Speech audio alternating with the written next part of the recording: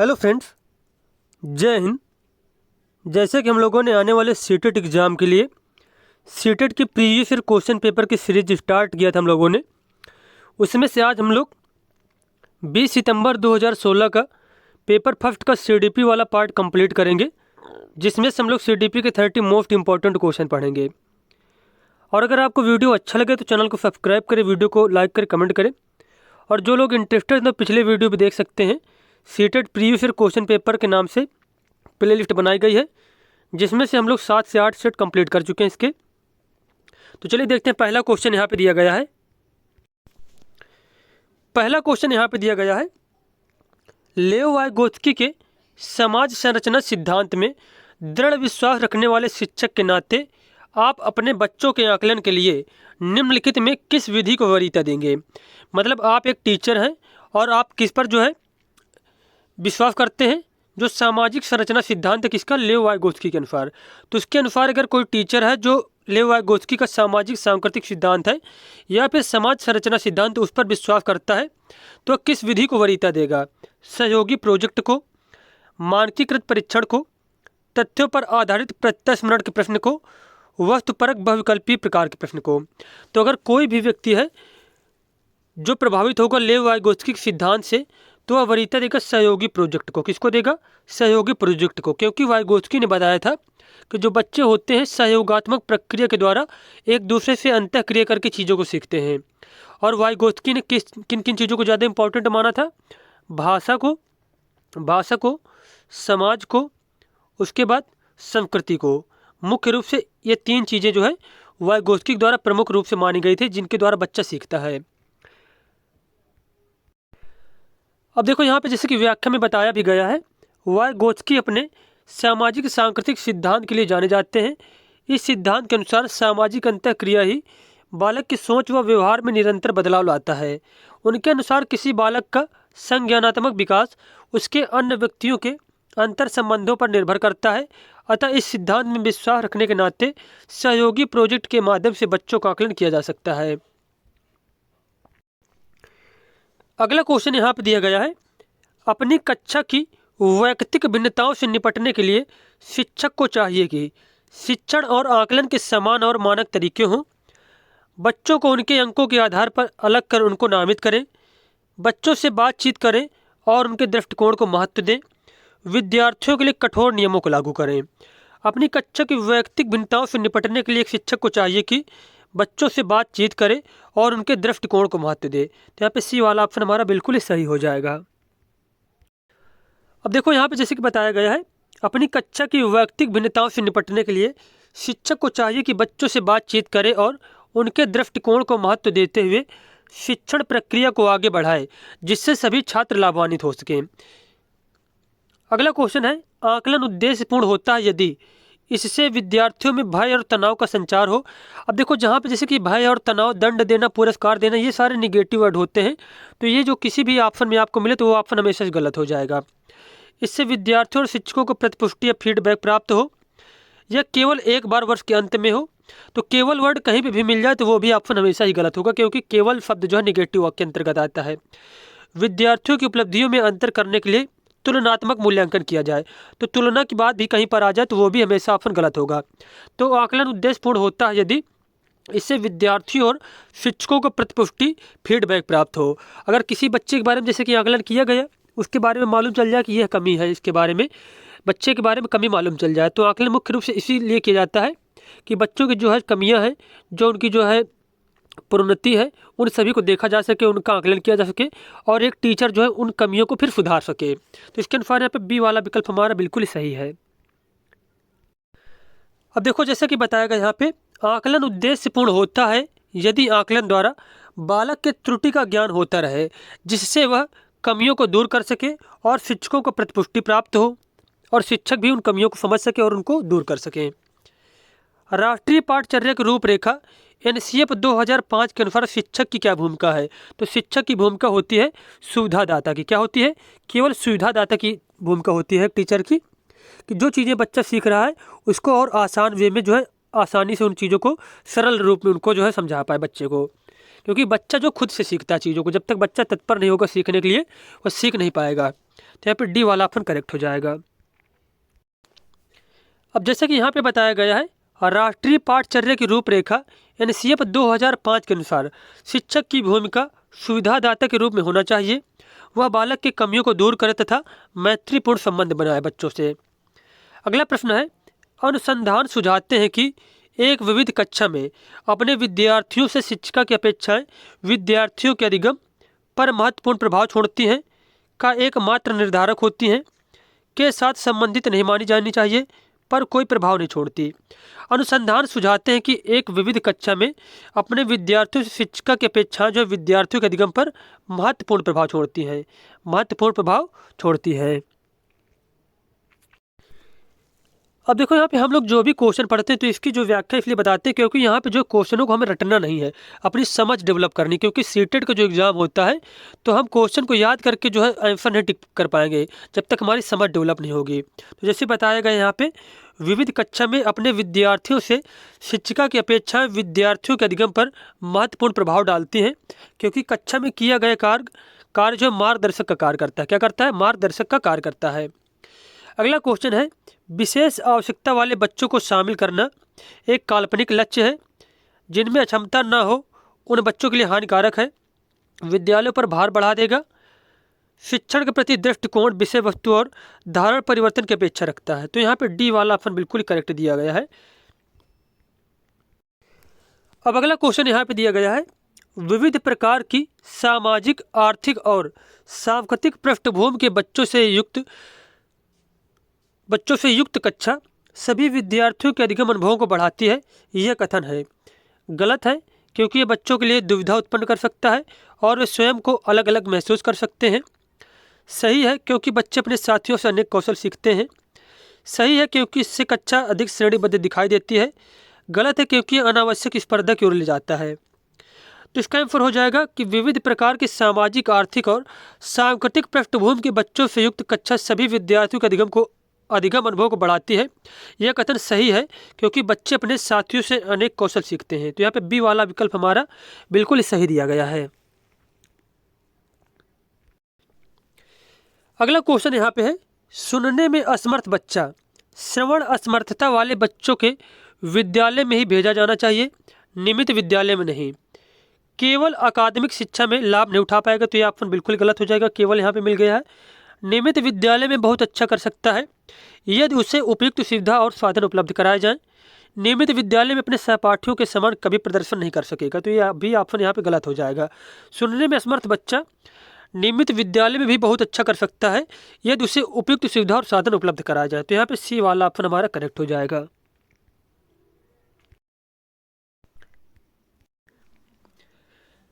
अब जैसा कि यहाँ पे बताया गया है, सुनने में असमर्थ बच्चा नियमित विद्यालय में बहुत अच्छा कर सकता है यदि उसे उपयुक्त सुविधा और साधन उपलब्ध कराया जाए। समावेशी शिक्षा में बताया भी गया है, सामान्य बच्चों के साथ समस्यात्मक बालकों को भी पढ़ाया जाता है। मतलब समावेशी शिक्षा में यह कहा गया था कि सभी बच्चों को एक ही छत के नीचे पढ़ाया जाएगा। अगला क्वेश्चन यहाँ पे दिया गया है, निम्नलिखित में से कौन सी विशेषता प्रतिभावान शिक्षार्थी की है? वह आक्रामक और कुंठित हो जाता है। बिल्कुल ही गलत है ये यहाँ पे। यदि कक्षा की गतिविधियाँ अधिक चुनौतीपूर्ण नहीं होती हैं तो वह कम प्रेरित अनुभव करता है और ऊब जाता है। वह बहुत ही तुनक मिजाज होता है। वह रस्मी व्यवहार करता है जैसे हाथ थपथपाना, डोलना आदि। तो प्रतिभावान विद्यार्थी की यहाँ पे विशेषता पूछा गया है तो इसके अनुसार यहाँ पे बी ऑप्शन हमारा सही हो जाएगा। यदि कक्षा की गतिविधियाँ अधिक चुनौतीपूर्ण नहीं होती हैं तो वह कम प्रेरित अनुभव करता है और ऊब जाता है। यह विशेषता होती है प्रतिभावान शिक्षार्थी की। उसके बाद यहाँ पे क्वेश्चन दिया गया है, एक शिक्षिका अपनी प्राथमिक कक्षा में प्रभावी अधिगम को बढ़ा सकती है अधिगम में छोटी छोटी उपलब्धियों के लिए पुरस्कार देकर, ड्रिल और अभ्यास के द्वारा, अपने विद्यार्थियों में प्रतियोगिता को प्रोत्साहन देकर, विषय वस्तु को विद्यार्थियों के जीवन के साथ संबंधित करके। अब देखो कहीं पे भी अगर आपको ऑप्शन मिल जाए, विद्यार्थियों के दैनिक जीवन से चीज कर जब बातें सिखाई जाए, विद्यार्थी को करके सीखने के लिए कहा जाए, तो इस प्रकार के जो है ऑप्शन है। तो प्रैक्टिकल रूप से जब भी करने के लिए कहा जाएगा बच्चे को तो वो ऑप्शन हमेशा ही सही होगा। या फिर बच्चे के दैनिक जीवन से बात कोई जोड़कर सिखाई जा रही है तो वो भी चीज़ें जो है हमेशा सही होंगी। तो यहाँ पे ए, बी, सी ऑप्शन तीनों ही गलत दिए गए हैं। तो यहाँ पे डी वाला ऑप्शन सही हो जाएगा। एक शिक्षिका अपनी प्राथमिक कक्षा में प्रभावी अधिगम को बढ़ा सकती है यदि विषय वस्तु को विद्यार्थियों के जीवन के साथ संबंधित करके सिखाया जाए। तो यहाँ पे डी वाला ऑप्शन बिल्कुल करेक्ट दिया गया है। अगला क्वेश्चन यहाँ पे है, बच्चों के बारे में निम्नलिखित कथनों में कौन से सही हैं? बच्चे जानकारी के निष्क्रिय प्राप्त करता है, बच्चे समस्या समाधान करता है, बिल्कुल सही है। बच्चे वैज्ञानिक शोध करता है, ये भी सही है। बच्चे पर्यावरण के सक्रिय अन्वेषक, ये भी सही है। तो यहाँ पे दूसरा, तीसरा, चौथा कथन सही दिया गया, जबकि पहला वाला ऑप्शन गलत है कि बच्चे जानकारी के निष्क्रिय प्राप्तकर्ता नहीं होते हैं, जबकि बच्चे कैसे होते हैं? सक्रिय प्राप्तकर्ता होते हैं। तो यहाँ पे दूसरा, तीसरा, चौथा ऑप्शन सही है, तो बी वाला ऑप्शन यहाँ पे करेक्ट हो जाएगा। अगला क्वेश्चन यहाँ पे है, विद्यार्थियों में संप्रत्यात्मक विकास को प्रोत्साहन देने के लिए निम्नलिखित में से कौन सी विधि सबसे प्रभावी है? पुराने प्रत्ययों से किसी संदर्भ के बिना नए प्रत्ययों को अपने आप समझ जाना चाहिए। याद करने के लिए, देखो कहीं पे भी याद करने की बात है तो वो ऑप्शन हमेशा ही गलत हो जाएगा। विद्यार्थियों को बहुत से उदाहरण देना और उन्हें तर्क शक्ति का उपयोग करने के लिए प्रोत्साहित करना चाहिए। जब तक विद्यार्थियों में वांछित संप्रत्यात्मक परिवर्तन न हो जाए तब तक दंड का उपयोग किया जाना चाहिए। देखो यहाँ पर दंड की बात की गई तो ये दोनों ऑप्शन तो गलत ही हो जाएंगे एकदम। अब यहाँ पे ए और सी में देखना है कि विद्यार्थियों में संप्रत्यात्मक विकास को प्रोत्साहन देने के लिए कौन सी विधि सबसे बेहतर है। तो इन दोनों ऑप्शन के अनुसार यहाँ पे सी वाला ऑप्शन बिल्कुल करेक्ट हो जाएगा। विद्यार्थियों को बहुत से उदाहरण देना, उन्हें तर्क शक्ति का उपयोग करने के लिए प्रोत्साहित करना। तो यहाँ पे सी वाला ऑप्शन हमारा सही हो जाएगा। अगला क्वेश्चन यहाँ पे दिया गया है, प्राथमिक विद्यालय के बच्चे उस वातावरण में सबसे प्रभावी ढंग से सीखेंगे जहाँ उनकी संवेगात्मक आवश्यकताओं की पूर्ति होती है और वे अनुभव करते हैं कि वे महत्वपूर्ण हैं। जहाँ शिक्षक एकाधिकारवादी होता है और स्पष्ट आदेश देता है कि क्या किया जाना चाहिए। जहाँ मूल रूप से पढ़ने लिखने और गणित की संज्ञानात्मक कुशलताओं पर ही ध्यान का केंद्र होता है और बल दिया जाता है। जहाँ शिक्षक सारे अधिगमों में आगे होता है और विद्यार्थियों से निष्क्रिय रहने की अपेक्षा करता है। तो प्राथमिक विद्यालय के बच्चे उस वातावरण में सबसे प्रभावी ढंग से सीखेंगे। तो इसके अनुसार ए ऑप्शन करेक्ट हो जाएगा, जहाँ उनकी संवेगात्मक आवश्यकताओं की पूर्ति होती हो और वे अनुभव करते हैं कि वे महत्वपूर्ण हैं। तो यहाँ पे ए वाला ऑप्शन हमारा बिल्कुल ही करेक्ट है। नेक्स्ट क्वेश्चन यहाँ पे दिया गया है, एक बच्चा खिड़की के सामने से कौवे को उड़ता हुआ देखता है और कहता है एक पक्षी। इससे बच्चे के विचार के बारे में क्या पता चलता है? बच्चे की स्मृतियाँ पहले से भंडारित होती हैं। बच्चे में पक्षी का प्रत्यय विकसित हो चुका है। बच्चे ने अपने अनुभव को बताने के लिए भाषा के कुछ उपकरणों का विकास कर लिया है। तो यहाँ पे इसके अनुसार करेक्ट ऑप्शन हो जाएगा, बच्चे में पक्षी का प्रत्यय विकसित हो चुका है। तो यहाँ पे केवल बी वाला ऑप्शन सही दिया गया है, डी ऑप्शन सही हो जाएगा। केवल बी वाला जो दूसरा ऑप्शन यहाँ पे सही दिया गया है। नेक्स्ट क्वेश्चन यहाँ पे दिया गया है, कोई शिक्षिका अपने विद्यार्थियों को क्या कहे कि उन्हें भीतरी प्रेरणा के साथ कार्य करने के लिए प्रोत्साहित कर सके। चलो इसे उसके करने से पहले समाप्त कर लो। तुम उसके जैसे क्यों नहीं हो सकते? देखो उसने इसे एकदम ठीक कर दिया। काम जल्दी पूरा करो तो तुम्हें एक टॉफी मिलेगी। इसे करने की कोशिश करो, तुम सीख जाओगे। तो कोई शिक्षिका है, उसे अपने विद्यार्थियों को आंतरिक रूप से प्रेरित करना है, तो उसके लिए क्या कहना चाहिए? तो यहाँ पे डी वाला ऑप्शन करेक्ट हो जाएगा। इसे करने की कोशिश करो तो तुम चीज़ को सीख जाओगे, इस कार्य को करना सीख जाओगे, ये कहना चाहिए इसे। अगला क्वेश्चन यहाँ पे दिया गया है, कोई शिक्षिका अपने विद्यार्थियों को अध्ययन के लिए अध्यापन करने हेतु आंतरिक रूप से उत्प्रेरित करने के लिए कैसे प्रोत्साहित कर सकती है? उसमें चिंता और डर पैदा करके, प्रतियोगात्मक परीक्षण से, व्यक्तिगत लक्ष्य निर्धारित करने और उनमें निपुणता पाने में उन्हें मदद देकर, साफ दिखाई पड़ने वाले इनाम देकर, जैसे कि टॉफी। देखो पिछला भी क्वेश्चन इसी प्रकार का था। तो यहाँ पे करेक्ट आंसर हो जाएगा, व्यक्तिगत लक्ष्य निर्धारित करने और इसमें निपुणता पाने में उन्हें मदद देकर जो है एक शिक्षिका विद्यार्थियों को अध्ययन के लिए आंतरिक रूप से प्रेरित कर सकती है। तो यहाँ पे सी वाला ऑप्शन करेक्ट हो जाएगा।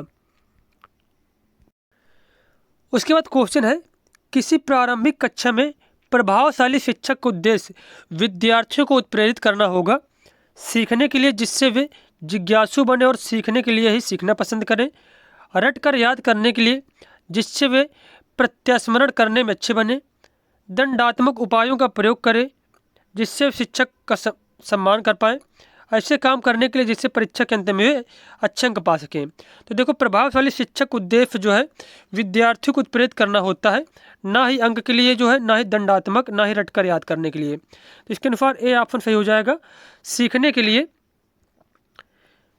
जिससे वे जिज्ञासु बने और सीखने के लिए ही जो है सीखना पसंद करें। तो यहाँ पे ए ऑप्शन करेक्ट हो जाएगा हमारा। अब जैसे कि बताया गया है, प्रारंभिक कक्षा में शिक्षक बालकों को सीखने के प्रति जिज्ञासु बनाता है तथा सीखने के लिए सीखना पसंद करें ऐसा दृष्टिकोण बालक में उत्पन्न करता है। निम्नलिखित में से कौन सा उदाहरण प्रभावशाली विद्यालय की प्रथा का है? निरंतर तुलनात्मक मूल्यांकन, शारीरिक दंड और व्यक्ति सापेक्ष अधिगम, प्रतियोगात्मक कक्षा। तो इसका आंसर हो जाएगा व्यक्ति सापेक्ष अधिगम, मतलब प्रत्येक व्यक्ति को देखकर जो है अधिगम की प्रक्रिया कराई जाए। जैसे कि बच्चों में व्यक्तिगत भिन्नताएं पाई जाती हैं, तो जो कार्य एक बच्चे को दिया जा रहा है, तो यही नहीं कि जैसे कि कोई बच्चा बहुत होशियार है, उसे जो कार्य दे दिया गया तो वह कार्य तो कर लेगा, लेकिन कोई कमज़ोर बच्चा तो उसको उस हिसाब से कार्य दिया जाना चाहिए। तो प्रभावशाली विद्यालय की प्रथा यह होनी चाहिए, व्यक्ति सापेक्ष अधिगम।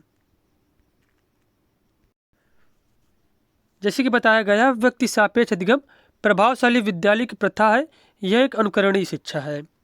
उसके बाद क्वेश्चन है, विकास का सिर पदाभिमुख दिशा सिद्धांत व्याख्या करता है कि विकास इस प्रकार आगे बढ़ता है।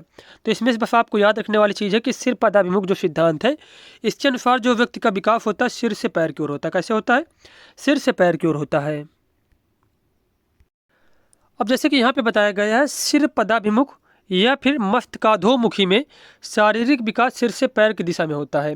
जैसे कि सिर पदाभिमुख दे करना यह दे दिया जाए कि मस्तकाधोमुखी जो है सिद्धांत, इसके अनुसार व्यक्ति का विकास कैसे होता है, तब भी हमें बताना सिर से पैर की दिशा में होता है। प्रयोगात्मक अध्ययनों के आधार पर यह दिखाया गया है कि प्रसूति काल तथा जन्म के बाद के समय में बच्चों का शारीरिक विकास तथा मानसिक विकास दो प्रकार के नियमों से निर्देशित होता है, मस्तकाधोमुखी नियम तथा निकट उर नियम। इन दोनों नियमों को मिलाकर एक साथ विकासात्मक दिशा का नियम कहा जाता है। अगला क्वेश्चन यहाँ पे दिया गया है, भाषा विकास के लिए सबसे संवेदनशील काल कौन सा होता है? तो वह होता है प्रारंभिक बचपन का समय। प्रारंभिक बचपन का समय। एक 6 वर्ष की लड़की खेल कूद में असाधारण योग्यता का प्रदर्शन करती है। उसके माता पिता दोनों ही खिलाड़ी हैं। उसे नित्य प्रशिक्षण प्राप्त करने भेजते हैं और सप्ताहांत में उसे प्रशिक्षण देते हैं। बहुत संभव है कि उसकी क्षमताएं निम्नलिखित दोनों के बीच परस्पर प्रतिक्रिया का परिणाम होंगी। तो किसका परिणाम होंगी? आनुवंशिकता और पर्यावरण का। तो यही ऑप्शन सही हो जाएगा, क्योंकि जो प्रत्येक व्यक्ति का विकास होता है वह आनुवंशिकता के साथ साथ उसका पर्यावरण कैसा है, माहौल कैसा है, उस पर निर्भर करता है। तो यहाँ पे ए ऑप्शन ही जो है बिल्कुल सही दिया गया है। अगला क्वेश्चन है, निम्नलिखित में कौन सा सामाजिकरण के गौण वाहक हो सकते हैं? परिवार और पास पड़ोस, विद्यालय और पास पड़ोस, विद्यालय और निकटतम परिवार के सदस्य, परिवार और रिश्तेदार। अब देखो, बात की जैसे कि परिवार हो गए, रिश्तेदार हो गए और निकटतम जो परिवार के सदस्य होते हैं, तो यह प्राथमिक रूप से जो है आते हैं किसमें? सामाजिकरण के जो प्राथमिक कारक होते हैं। उसके बाद जैसे द्वितीय कारक या फिर गौण कारक के अंतर्गत जैसे कि विद्यालय हो गया, मीडिया हो गया, पास पड़ोस हो गया, तो ये जो है जैसे द्वितीय कारक या गौण कारक के अंतर्गत आते हैं। तो सामाजिकरण की गौण वाहक यहाँ पे हो जाएंगे विद्यालय और पास पड़ोस, विद्यालय और पास पड़ोस। अगला क्वेश्चन यहाँ पे है, लेओवाइगोत्स्की के अनुसार संज्ञानात्मक विकास का मूल कारण क्या है? संतुलन, सामाजिक अन्योन क्रिया, मानसिक प्रारूपों स्कीमाज का समायोजन या फिर उद्दीपन अनुक्रिया का युग्मन। तो लेओवाइगोत्स्की ने यही बताया था कि जो व्यक्ति है या फिर जो बच्चे होते ज़्यादातर सामाजिक अंतः क्रिया के द्वारा सीखते हैं। तो यहाँ पे बी ऑप्शन करेक्ट हो जाएगा, सामाजिक अन्योन क्रिया। अगला क्वेश्चन यहाँ पे दिया गया है, किसी बच्चे का दिया गया विशिष्ट उत्तर कोहलबर्ग के नैतिक तर्क के सोपानों की विषय वस्तु के किस सोपान के अंतर्गत आएगा? यदि आप ईमानदार हैं तो आपके माता पिता आप पर गर्व करेंगे, इसलिए आपको ईमानदार रहना चाहिए। तो यहाँ पे पूछा गया कि वह बच्चा कौन सी अवस्था में है? दंड आज्ञाकारिता अनुकूलन में, सामाजिक संकुचन अनुकूलन में, अच्छी लड़की अच्छा लड़का अनुकूलन में, या फिर कानून और व्यवस्था अनुकूलन में। तो यहाँ पे इस क्वेश्चन का आंसर हो जाएगा कि इस समय वह बच्चा है सामाजिक संकुचन अनुकूलन में, सामाजिक संकुचन अनुकूलन में। जो द्वितीय जैसे कि चरण था हमारा, जो द्वितीय चरण था, जो द्वितीय स्तर था, उसमें से 2 चरण थे। तो इसमें से जो हमारा पहला वाला चरण था कि मतलब हमें सामाजिक नियमों को बनाए रखना चाहिए और समाज के अनुसार कार्य करना चाहिए। तो यही हो जाएगा सामाजिक संकुचन और अनुकूलन। अब जैसे कि यहाँ पे बताया गया है, यदि आप ईमानदार हैं तो आपके माता पिता आप पर गर्व करेंगे, इसलिए आपको ईमानदार रहना चाहिए। यह कथन सामाजिक संकुचन अनुकूलन के तहत आता है। इस सोपान के अंतर्गत उचित कार्यों को आलोचनात्मक ढंग से परख कर समस्त समुदाय के द्वारा स्वीकृत किए गए सामान्य व्यक्तिगत अधिकारों व मानदंडों के रूप में परिभाषित करने की प्रवृत्ति आ जाती है। अगला क्वेश्चन है, जीन पियाजे के अनुसार अधिगम के लिए निम्नलिखित में से क्या आवश्यक है? शिक्षार्थियों के द्वारा पर्यावरण की सक्रिय खोजबीन, वयस्कों से व्यवहार का अवलोकन, ईश्वरीय न्याय पर विश्वास, शिक्षकों और माता पिता द्वारा पुनर्बलन। तो इसका आंसर हो जाएगा शिक्षकों के द्वारा पर्यावरण की सक्रिय खोजबीन। शिक्षकों के द्वारा पर्यावरण की सक्रिय खोजबीन। नेक्स्ट क्वेश्चन है, जीन पियाजे के अनुसार प्रारूप या फिर स्कीमा निर्माण वर्तमान योजनाओं के अनुरूप बनाने हेतु नवीन जानकारी में संशोधन और नवीन जानकारी के आधार पर पुरानी योजना में संशोधन के परिणाम के रूप में घटित होता है। इन दो प्रक्रियाओं को जाना जाता है। इन दोनों प्रक्रियाओं को किस नाम से जानते हैं? तो जैसे कि बात कीजिए, पहले क्या बताया गया है कि वर्तमान योजनाओं के अनुरूप बनाने हेतु नवीन जानकारी में संशोधन जब किया जाता है तो इसे कहते हैं समावेशन। क्या कहते हैं? उसको समावेशन कहते हैं। और नवीन जानकारी के आधार पर पुरानी योजना में संशोधन के परिणाम के रूप में जो घटित होता है उसे समायोजन कहा जाता है। तो यहाँ पर डी वाला ऑप्शन सही हो जाएगा। इन दोनों प्रक्रियाओं को समावेशन और समायोजन कहा जाएगा। अगला क्वेश्चन यहाँ पे दिया गया है, किसी प्रगतिशील कक्षा की व्यवस्था में शिक्षक एक ऐसे वातावरण को उपलब्ध कराकर अधिगम को सुगम बनाता है जो खोज को प्रोत्साहन देता है, नियामक है, समावेशन को हतोत्साहित करता है या फिर आवृत्ति को बढ़ावा देता है। तो यहाँ पे इस क्वेश्चन का आंसर हो जाएगा, किसी प्रगतिशील कक्षा की व्यवस्था में शिक्षक एक ऐसे वातावरण को उपलब्ध कराकर अधिगम को सुगम बनाता है जो आवृत्ति को बढ़ावा देता है। क्या करता है? जो आवृत्ति को बढ़ावा देता है। अगला क्वेश्चन यहाँ पे दिया गया है, हार्वर्ड गार्डनर का बहुबुद्धि सिद्धांत सुझाता है कि हर बच्चे को प्रत्येक विषय 8 भिन्न तरीकों से पढ़ाया जाना चाहिए ताकि सभी बुद्धियाँ विकसित हों। बुद्धि को केवल बुद्धि लब्धि परीक्षा से निर्धारित किया जा सकता है। शिक्षक को चाहिए कि विषय वस्तु का वैकल्पिक विधियों से पढ़ाने के लिए बहुबुद्धियों को एक रूपरेखा की तरह ग्रहण करे। क्षमता भाग्य और एक अवधि के भीतर नहीं बदलती। तो हार्वर्ड गार्डनर का बहुबुद्धि सिद्धांत सुझाता है कि शिक्षक को चाहिए कि विषय वस्तु का वैकल्पिक विधियों से पढ़ाने के लिए बहुबुद्धियों को एक रूपरेखा की तरह ग्रहण करे। अब यहाँ पर नेक्स्ट क्वेश्चन दिया गया है, कोई 5 साल की लड़की एक टी शर्ट को तह करते हुए अपने आप से बात करती है। लड़की द्वारा प्रदर्शित व्यवहार के संदर्भ में निम्नलिखित में कौन कथन सही है? तो बात की जाए यहाँ पे कि जो खुद से बात करती है, जब कोई व्यक्ति या फिर कोई लड़की जैसे यहाँ पे खुद से बात कर रही है, तो इसके लिए पियाजे ने कहा था कि यह क्या है, एक अहम केंद्रित वाक्य होता है और यह एक प्रकार का विकार होता है।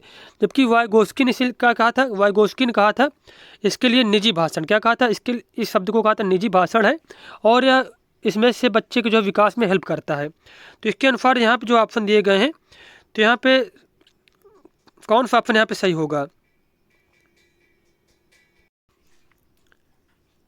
तो यहाँ पे इस क्वेश्चन का आंसर हो जाएगा, जीन पियाजे इसे अहम केंद्रित भाषा कहेगा और ले वाइगोत्स्की इसकी व्याख्या बच्चे के द्वारा निजी भाषा से अपनी क्रियाओं को नियमित करने के प्रयासों के रूप में करेगा। तो यहाँ पे बी वाला ऑप्शन करेक्ट हो जाएगा हमारा।